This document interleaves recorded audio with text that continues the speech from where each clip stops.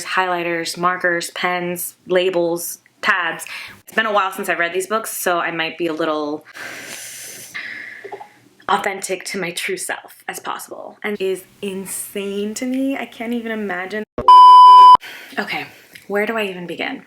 Hi everyone, welcome back to my channel. I know it has been a good long while since I've been here, but we're going to talk about it all in this video today, so do not worry. The title suggests we are going to talk about where I've been, what I've read, a lot of things that I'm planning, and I'm super excited to be back. Thank you all so much for continuing to follow me. I saw that we hit 1,000 subscribers, which is insane to me. I can't even imagine that there's 1,000 of you just like watching my videos and being a part of this community and just like caring about me and just being here, and it means so much to me. Before we get into it though, if you're new here, hi, my name's Mabel. This is Mabel Journals. We talk about books, we talk about journals, we talk about everything that's creative, everything that's fun, stickers, highlighters, markers, pens, labels, tabs. We talk about everything here with a special emphasis on books because books are life, obviously.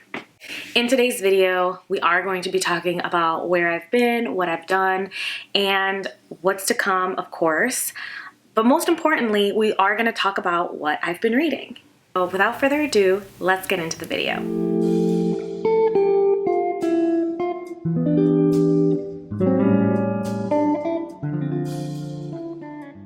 You obviously are wondering where I've been, why I haven't posted in a while, and I'm going to keep this part super short because I really want to get to the books. But to be honest with you, I've just been taking a mental health check. Also got married as well. Married in the Dominican Republic in January, and the planning and the guest list and the decorating and just the money situation, like it was just a lot for me. And I thought I can juggle all those things together. I mean, I had a bunch of plans for videos I wanted to do, and that includes like my journal setup.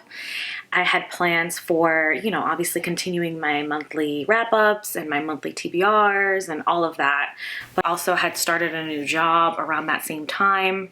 Then left that job and, you know, just kind of trying to find my footing, trying to find what I love, and trying to do everything that I can to be as authentic to my true self as possible. And that's just a very shortened version of everything that's been going on. So here I am. I'm super excited and I cannot wait to get started on this video and to continue on this journey with you guys. This community has meant so much to me. I tell my husband, my now husband, many times, like, I need to talk to my friends, like I need to talk to them, like I just need someone to talk books with. And I don't know if you ever felt that way, but it's just sometimes you read a book and you're just so pent up, you have so much going on in your brain about this experience you just had that you need to voice it to someone. And you know, who better than to people who also love books and also enjoy hearing about books and all of that, which is you guys. So I'm super thankful to have y'all, and without further ado, let's actually get into those books.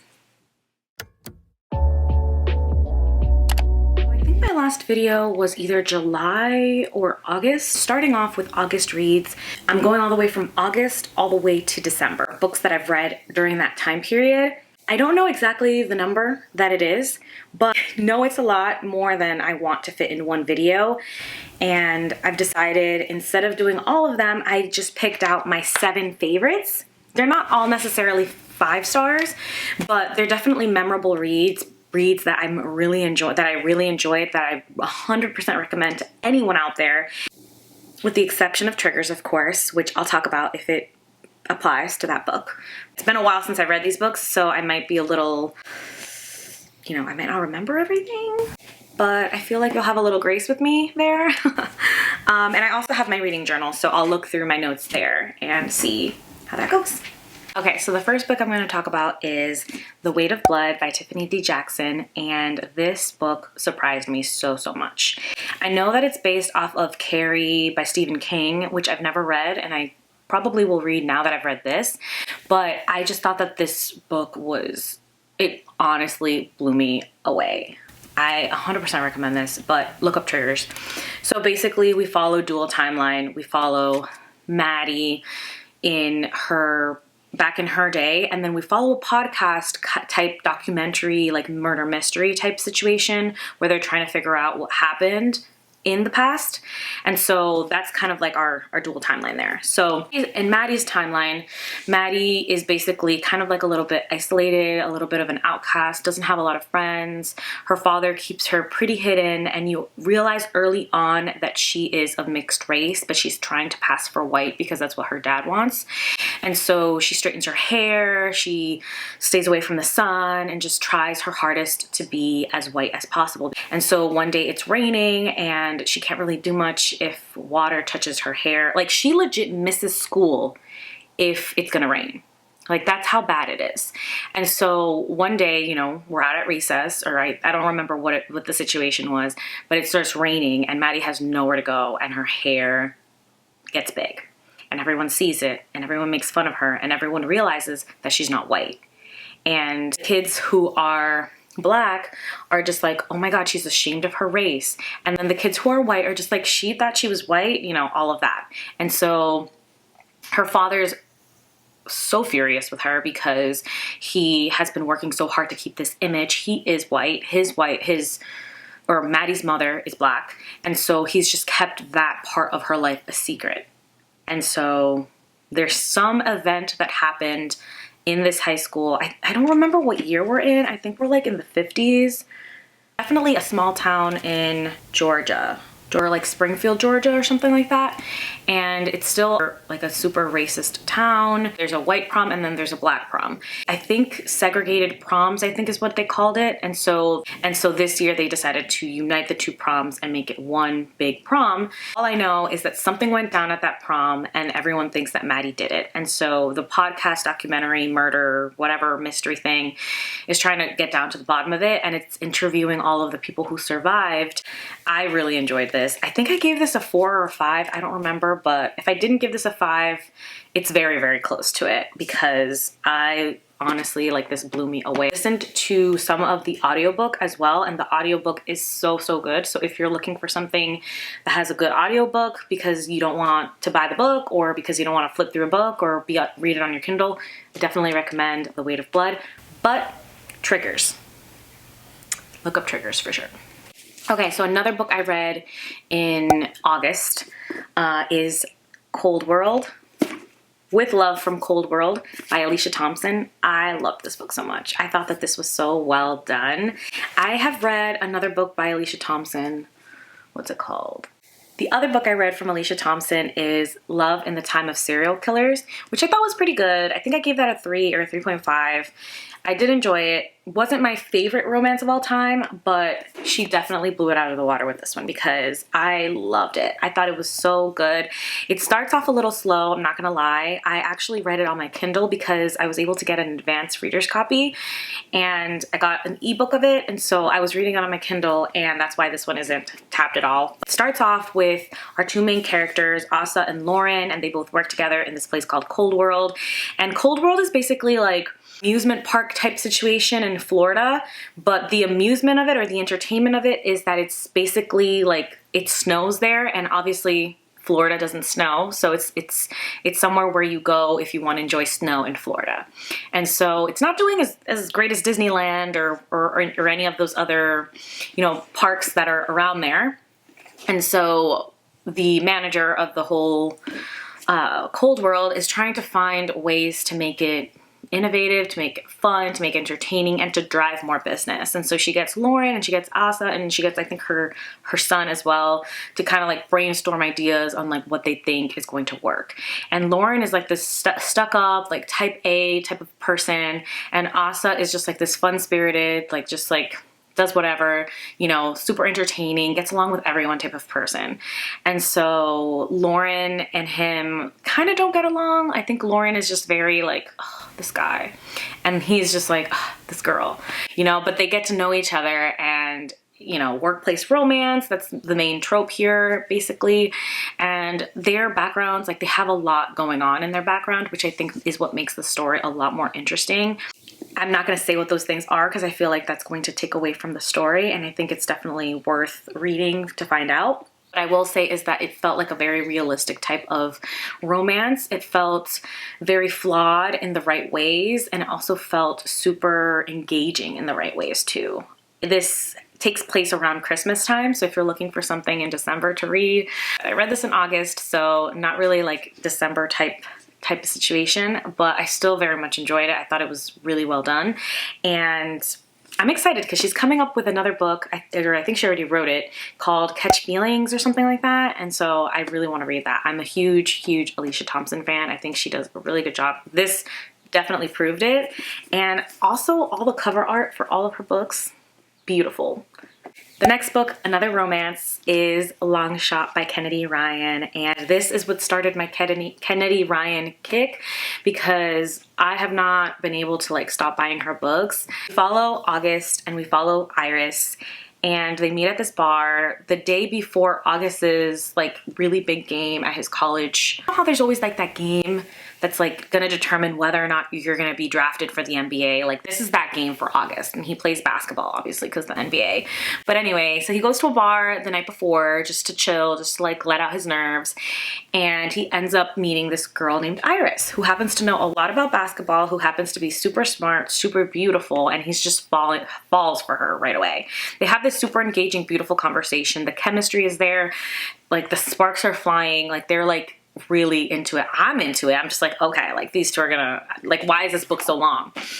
And that's when I realized that, or I guess that's when Iris reveals that she has a boyfriend. Cool, no problem, like whatever. Like I guess that's life, but August can't stop thinking about her. Let's read the back of the book before I say this other part. Okay, yeah, it says it in the back of the book so I can tell you guys. Basically, he goes to the game and he sees Iris there and he's like, what's Iris doing at my basketball game? Like, did she change her mind? Like, what's going on? But then he finds out that she is the girlfriend of the golden boy of the other team that he's playing. So basically his enemy's girlfriend. And he's just like, oh, no, of all the things. But at the same time, he's just like, you know what? It's cool that she's here. Like, whatever. And, you know, they end up going their separate ways. Things happen. And that's all I can say because, you know, but it gets a lot more complicated than that. It gets a lot more twisted. A lot of things happen. This book has a lot of trigger warnings. I actually went to Kennedy Ryan's signing so she can sign this book, actually. Yes, she signed this book. And she said, hey, have you read this? And I was like, yes, I read it. And she's like, okay, good, because I was going to tell you about the trigger warnings. And, you know, obviously I love her for that, but I'm going to remind you as well. There's a lot of trigger warnings in this. I read Long Shot. I also read Block Shot, and I just have to finish reading Hook Shot so that I can finish the trilogy. The floppiness of this book, it's great.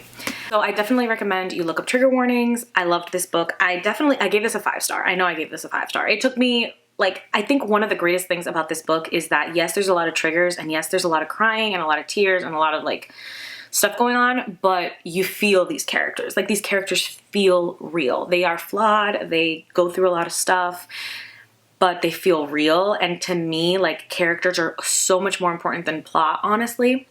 Especially if I'm reading romance, because I know that if I'm reading romance, the plot is just going to be they're going to fall in love or they're not going to fall in love. And so, you know, like, that's the point of a romance usually. And so in this case, it just felt bigger than that. Of course, it's centered around romance, but they have their lives and they have a lot going on for themselves. So I really enjoyed reading this. Next, we're going to talk about another romance, because why not? And that is Yours Truly by Abby Jimenez. I also did not annotate this. I did not have time to annotate at this point. Like, you only saw one book annotated for a reason. Like, I'm lucky I even finished this. I read this physically. I just didn't have my tabs with me. I don't remember why I didn't tab it, but Yours Truly, this is my second Abby Jimenez book. I actually have it right here. I read Part of Your World by Abby Jimenez, and I really enjoyed this one. I tabbed this one. Maybe I'll go back and tab this one. I don't know. But this one a little more, just because it felt more shocking. I don't know how to explain it. But basically, we follow this doctor. Her name's Brianna Ortiz. She's been working at this hospital for years, just trying to get higher up in, you know, in the system. She's worked there forever, so she knows the ins and outs. She knows the nurses, she knows the patients, she knows like the hospital and the network and all of that. And so she finds out that her like head doctor, basically the job that she wants, is leaving, and she's just like, hey, like, can you put me for that position? Can you like write me a recommendation?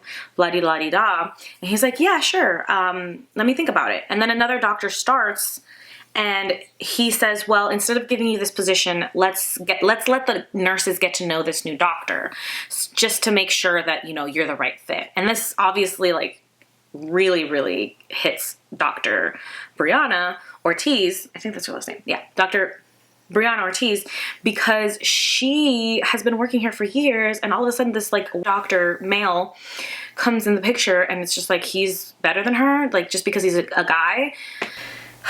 And I feel for her. I felt for her. I was just like, oh, girl, I can't. Like, this is so hard. And it's definitely one of the things that happen often in life. But a lot of things go down. This other guy has a lot going on. What's his name? What is his name? Dr. Jacob Maddox. So Dr. Jacob Maddox is also, you know, he's new. And the reason why he came new to this hospital is because he left his other hospital because his ex-girlfriend worked there. Now, you're probably thinking, why would you leave like your career as a doctor at a hospital because of your ex-girlfriend? Because what, you like ended things badly? It's so much worse than that. So not only did his ex-girlfriend cheat on him, his ex-girlfriend cheated on him with his brother. And they've been dating for 5 months, and they're getting married. And, you know, that's already terrible, but his whole entire family is just like feeling terrible for him, completely disassociating with his brother, which is fine. You know, like all of these things are normal and make sense. And you're probably like, well, obviously that's going to happen. Like, thank goodness they're on his side and not on, you know, his brother's side who's doing this to him. But the problem is that he doesn't care that, like, he does care, like, it definitely hurts him, but he also doesn't want to be the reason why his brother doesn't have, you know, happiness. And he loves his ex-girlfriend, and he wants her to be happy too. So he kind of just doesn't want people feeling bad for him. And so he decides, you know what, I'm going to leave this hospital, I'm going to go somewhere else, and I'm going to start my life anew. And so that's kind of like his mentality. And then Brianna comes along like, how dare you do this to me? Like, she has another prerogative, clearly. On top of that, she also has other things happening with her family too. I wish I could tell you more because, well, it does say it in the back, but I'm not going to say it because I feel like you should read it. I definitely recommend don't read the back. Don't read the back. Just based on what I told you, read the book, and that's it. Because I feel like I didn't read the back when I read this, and so when I read it in the book, I was like, and I think that made the experience for me a little bit better. If someone told me, I would have been like, why'd you tell me? But definitely recommend this book. I think it's really good. I really enjoyed it. I love Abby Jimenez's writing. So good. I'm pretty sure I gave this a 4. Either a 4 or a 5. Let me just take, okay, we're at the halfway mark, so let me just have some.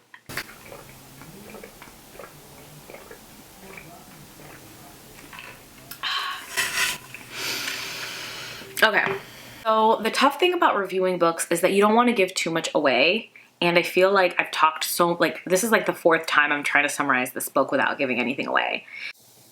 I'm honestly speechless because it's really hard for me to review this book or summarize this book in a way that I'm not giving anything away. I had a really good time reading this book.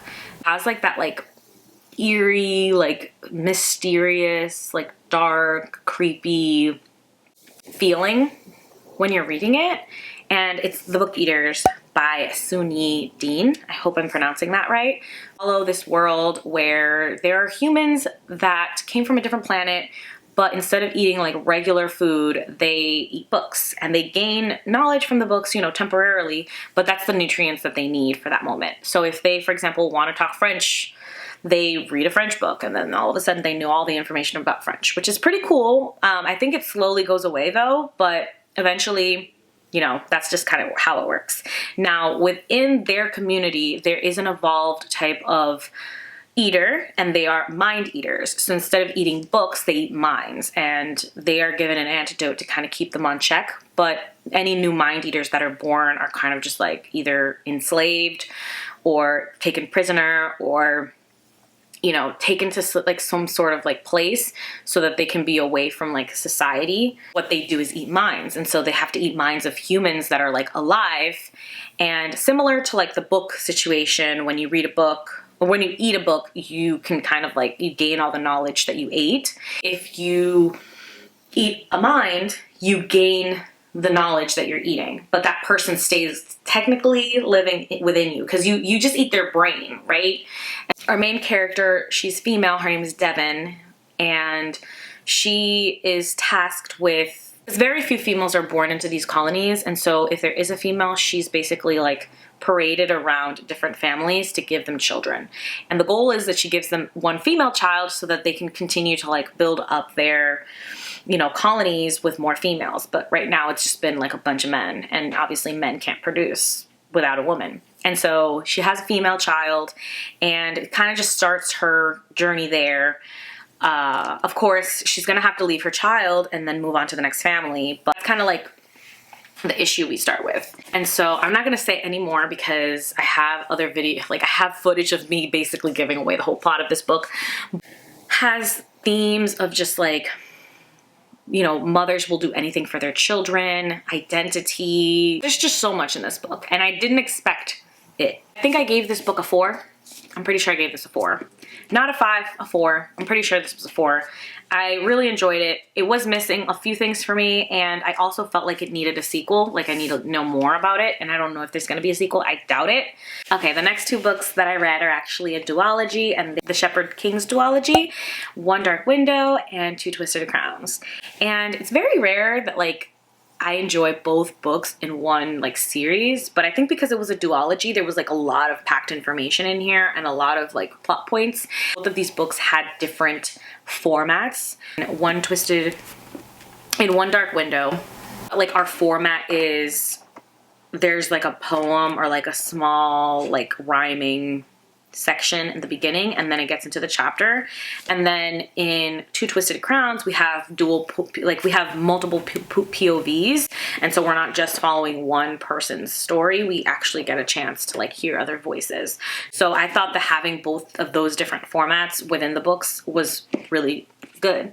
One Dark Window follows our main character Elspeth, and we're in this kingdom of Blunder, I think it's called. Yeah, Kingdom of Blunder, and there is this mist, and this mist basically, if it gets inhaled by someone, that person becomes very sick, and then after they like I guess recover from their sickness, they have some sort of power. They might end up dying from that power, but the Kingdom of Blunder, the ruler, forget what the king's name is. I guess it doesn't matter. But anyway, the king is very like power hungry, and so he doesn't want anyone else to have powers.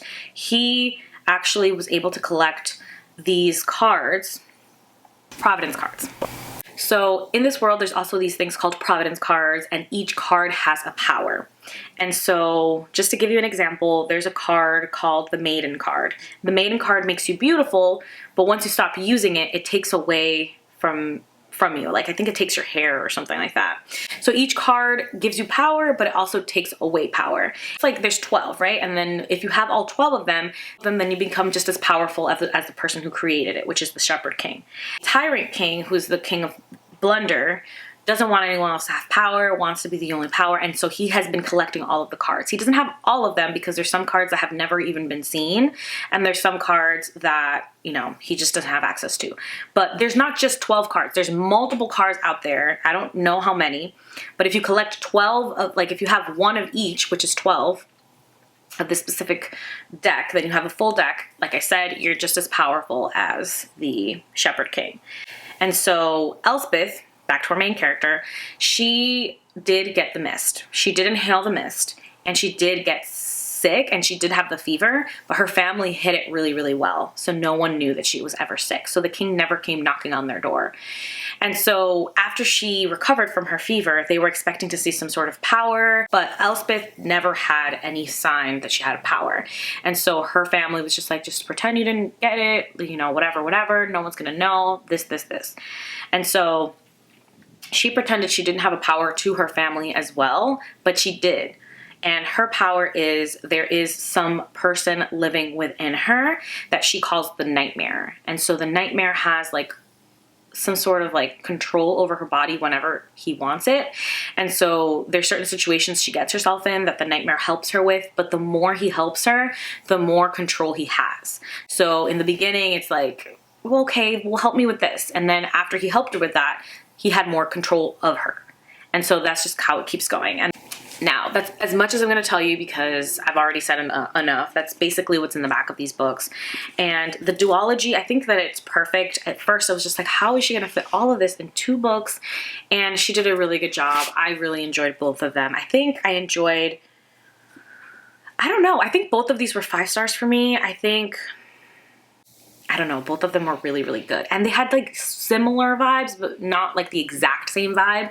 So that's why I really felt like I was reading 2 books. Similar enough to be a duology, but independent enough to have their own like essence. And I loved that. So these were all the books that I talked about today. Again, these were the 7 of all, I think 28 books that I've read since I last saw you. I hope that you enjoyed them. And like I said, I recommend them, but triggers, just always look up triggers. Super quickly though, I will tell you what I do have coming up. I plan on doing a book tour of my 2023 book journal, already filled out and finished. I plan on doing a tour of this one. This is my 2024 reading journal. And I also plan on doing a book wrap up of January and February.